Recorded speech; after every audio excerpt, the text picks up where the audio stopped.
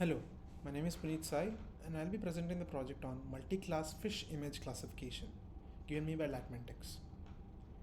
So it's a deep learning project where the user uploads an image into the software, typically the image of a fish, and the software must determine which one of the 11 classes does the image belong to. So according to the document given, the project mainly consists of four main phases, which is the data pre-processing and augmentation, model training, model evaluation, and deployment using a Streamlit application. So firstly, let's move on to data processing, pre-processing and augmentation. The GitHub link for my project is given here where you can access it, and this is the link of the dataset. To begin with data pre-processing, I import the image data generator function from the Keras library. After that, I specify the paths of each directory in my dataset. The dataset which I have been given has three main folders: test, train, and val. Train is used to train the dataset. Test is used for testing for metrics, the dataset which is used to test the metrics. Val is given as a validation data during the training phase. Once these paths are specified, I can define the standard dimensions and batch size of the data of the image. So the dimensions of the image are 225 by 224, which is the standard size for any AI model, any deep learning model.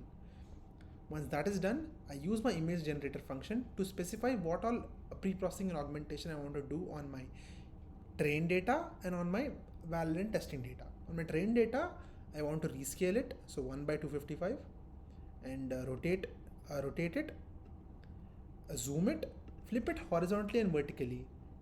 And as of my val and test data, I want to just rescale it into a standard size. So rescale. So once these variables have been declared, I can apply these actions onto my current dataset by using flow from directory function and mentioning my directory. So on train data, that means this function I want to apply on my training data. So I mention my training directory here, and the size I have been giving here, the batch size is 32. A bigger batch size we can also take, but that demands a high computation power for each image to process. So for valid data, it's the same thing, but it's val test data gen. So after this cell is executed, it is found that there are 6,225 images from train data, 1092 images from val data, and 3187 from test data. All of them belong to 11 classes each. Now our data has been pre-processed and augmented. The next thing, what I did here is, this block of code extracts the labels from the train folder and maps them to their index values and creates a dictionary which is used to dump into a JSON file. So here, suppose in my data set in train, I have all these labels, and so what my block of code here does that is that it takes 0 and assigns to animal, and it takes 10 assigns to fish, seafood, trout. So these are stored in a JSON file which can be used as later in reference. They can be used later as a reference to print the label based on the index. Now our data pre-processing and augmentation is done. I applied augmentation techniques like rotate, zoom, flipping. The next phase is model training. They've asked us to train 6 different models. One is a custom CNN model, and other 5 are fine-tuning the existing models. So coming to our first custom CNN model, from keras.models I import sequential, and from layers I import convolution layer, pooling, flattened, dense, dropout, and batch normalization. Now sequential function, I've used it to define 3 convolution layer and 1 output layer.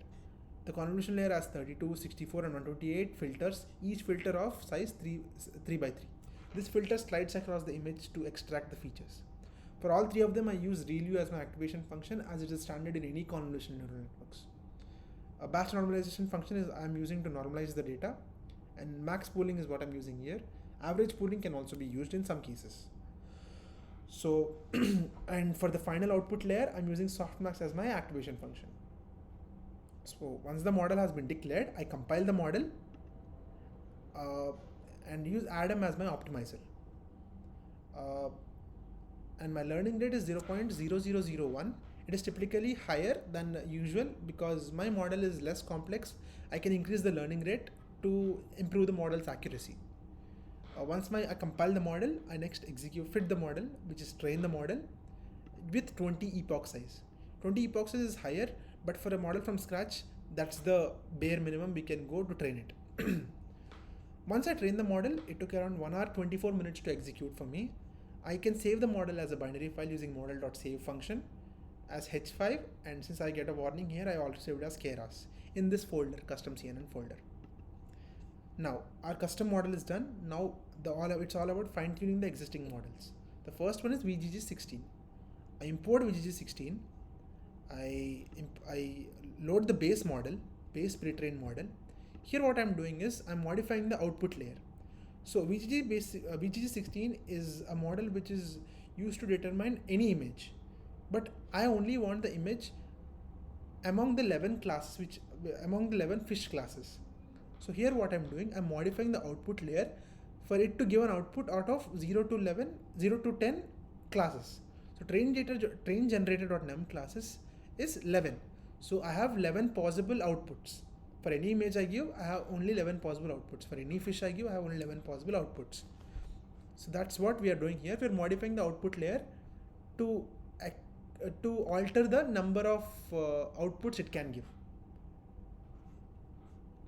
Once we modify the output layer, we then set the whole model as trainable and set all the layers except the last 4 as untrainable. What's happening here is that the whole block of code, what it ultimately does is sets the last 4 layers of the VGG16 model as trainable. These last 4 layers extract complex information from the model. So VGG16 has 16 layers. So 16 layers, retraining all of them is very complex and it's pointless because we can create our own CNN model to do it, which will be less complex. So VGG16 has 16 layers. Out of this, the top 12 layers extract the generalized features, but the last 4 layers extract more complex features. I wanted to learn the complex features from my image. So I'm only modifying the last 4 layers and retraining them to our trained data. So here I am giving my trained data. First we'll be compiling it and we'll be giving our trained data and training it. Once our model has been trained, we export it as .h5 and .keras and save it in my VGG16 folder. The same thing with ResNet. I import the model, I load the base model, and I forgot to explain about the arguments. Here the weights is ImageNet. So that means it's working on the image-based dataset.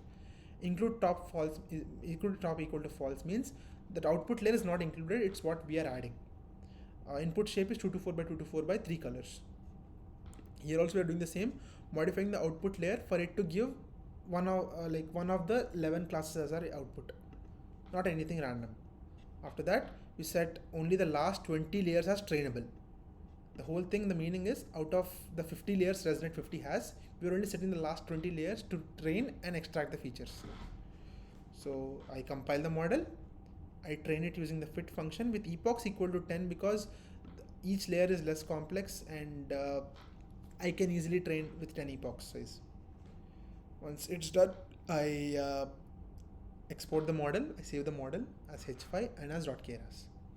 Similarly with MobileNet, I import MobileNet, I load the base model, I change the output layer, I set the whole thing as trainable and only modify the last 30 as trainable equal to true. So out of all the layers, only the last 30 layers is what I will be using to train on my dataset. We compile it and we train the model. Once we train it, we export it as .h5 and .keras. So MobileNet is trained as .h5 and .keras. Now coming to our fifth model, which is our Inception v3. I import Inception v3, load the base model, change the output layer, and then set last 50 layers as trainable. So Inception v3 has more than 150 layers. So out of that, I'll be using the last 50 layers to retain as much information as I can. I compile the model and I train it with epoch size equal to 10, which took around 45 minutes to train. Once the model has been trained, I have exported as samely as .h5 and .keras in Inception v3 folder. Coming to our last model, efficient net B0. I've loaded the model, loaded the pre-trained model, modified the output layer. Last 20 layers are set as trainable. Compile the model, train the model, and then here I've saved the model as H5 and Keras. Now we have completed our second part of the project, which is model training. Third part is model evaluation. They have asked us to compare metrics as accuracy, precision, recall, F1 score, and confusion metrics across all models, and visualize training history for each model. So for getting the accuracy, there's a direct function called .evaluate. What this function does is that it predicts and compares it with our test data. So we have a test generated data. So it predicts on everything from test generated data and calculates its accuracy. But unfortunately, I was not able to execute this cell forever because it kept on running for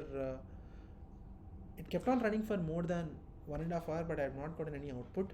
Mainly because of the over complexity, since test generator has over 3000 images and it was putting a heavy load on the CPU. So this method seemed inefficient to me. So I have found another method. After researching a lot, I have found another method that classification report function computes recall, precision, F1 score, and accuracy.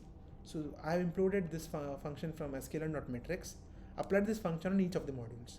So for the first CNN model, I got precision, recall, F1 score, and my accuracy. The accuracy was around 0.9448, which is around 94.48% confidence.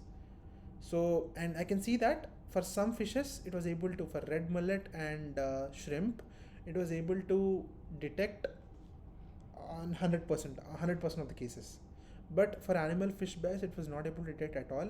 This is mainly because animal fish bass has only 13 images, which is not enough for model to retain information on that particular class.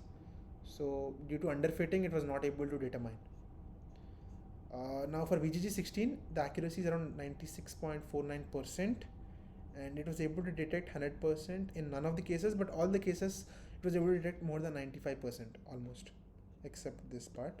It was able to detect 90%. And same with animal fish base, it was struggling to do it because of the underfitting problem. ResNet 50 unfortunately has a lesser accuracy score, about 73.30, and in some cases it was able to detect correctly only 57% of the cases. After researching, I have found out this is mainly because ResNet 50 needed a different way to pre-process the image, not by simply dividing 1 by 255 and mentioning the dimension. It had to use pre-process input function from the Keras library. Due to the bad image pre-processing, our accuracy of my model has been dropped, even though if it's fine-tuned. So that is the main case. ResNet 50 has a lower model, so with this I can't be using it for my final Streamlit application.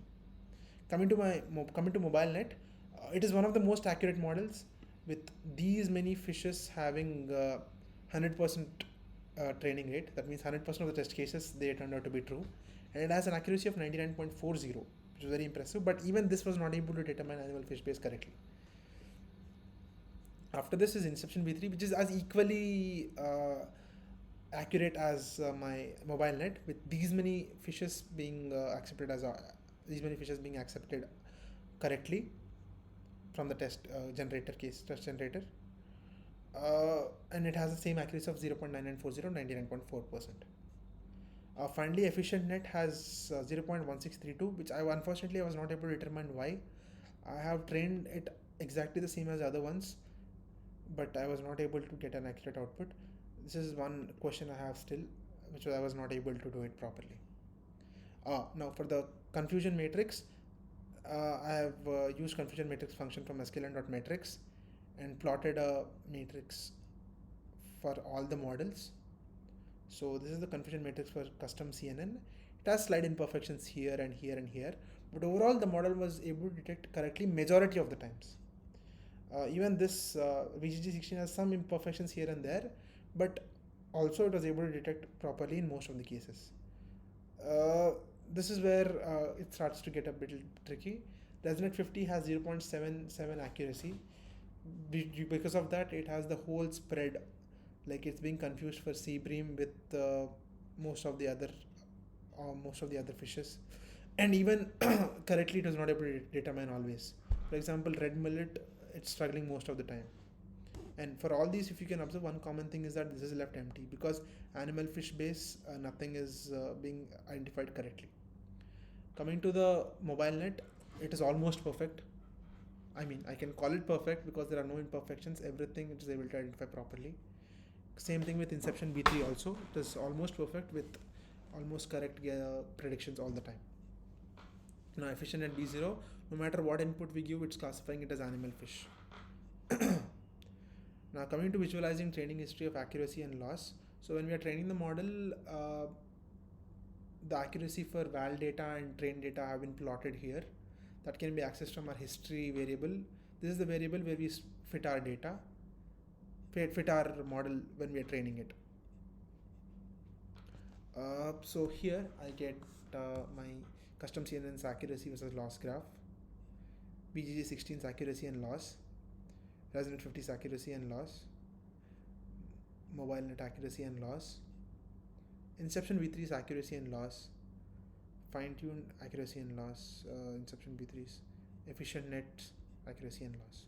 So now that the model evaluation is done, I just want to cross verify by predicting if my models are working properly or not. So I have developed this Python script where it takes an image from my test data and loads in all the models and predicts them. So all I have to do is just run this file.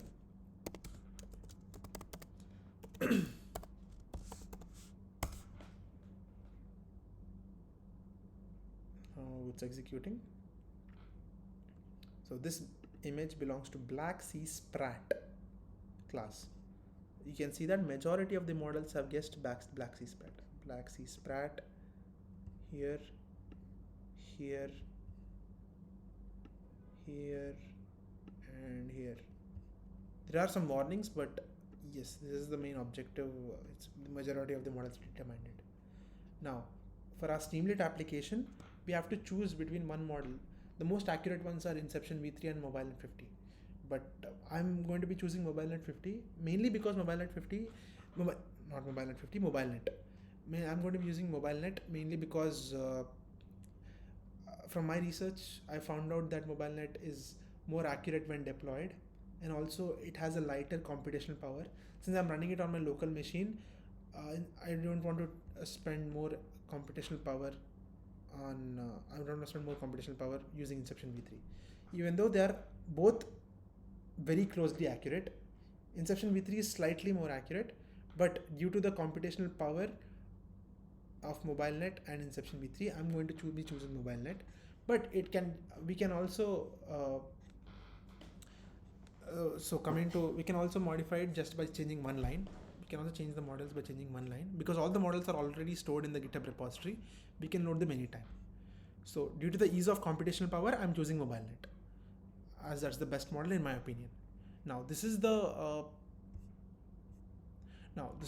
folder. This is the file where I've deployed my Streamlit application. Not deployed, rendered my Streamlit application. So this is the part where I set the top title and the caption by me. This function lets the user browse and upload a file. We can mention the type also. Usually I'm accepting only JPEG images and I'm not accepting multiple files.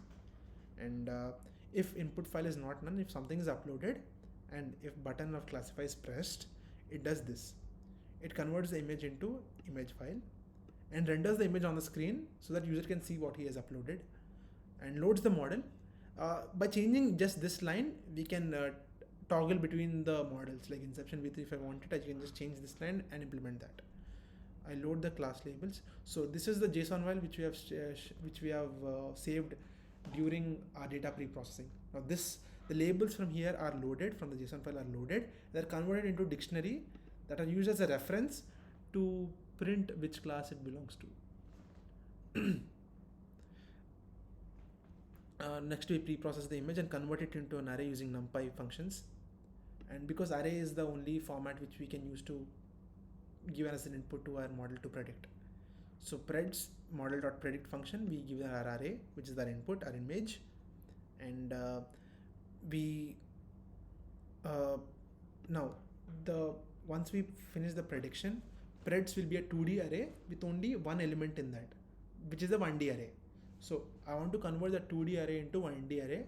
So I use this line. I just take the first element of preds and give it under probabilities.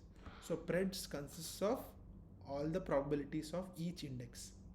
Now what I'm doing here is basically sorting the array which I've received from top to bottom, because we want to select that index with the highest probability. Once I select that image with the highest probability, I take that index and search for the labels of that. Suppose if I get my index as 5, I search based I search for 5th label. So that is where the labels come into picture. Finally my output will be a number. To map those numbers to a proper class label, we use labels. Now we do the prediction, but I have also displayed top 3 most probable fishes with their confidence scores, because the highest one may not always be the correct one. Suppose there may be a situation where the confidence score is 51.2% and the other one is 49.2%. If the first one is wrong, the user can see that it's the second one. That's the thing. Now I can run the Streamlit application.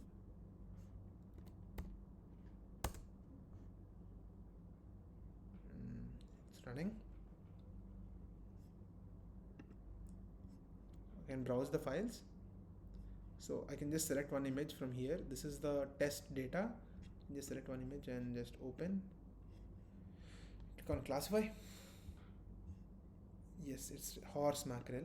That's the correct prediction.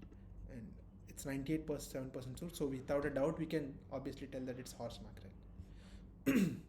So this is how my multi-classification image classification works using the deep learning model, using deep learning model of MobileNet, fine-tuned MobileNet. So the data, the files are the files including the H5 and Keras files have all been uploaded into the GitHub repository using GitHub LFS, and everything has been done according to. And I even created a detailed README of what all I have explained just now. Everything from scratch. So yeah, so this is the project. Thank you very much.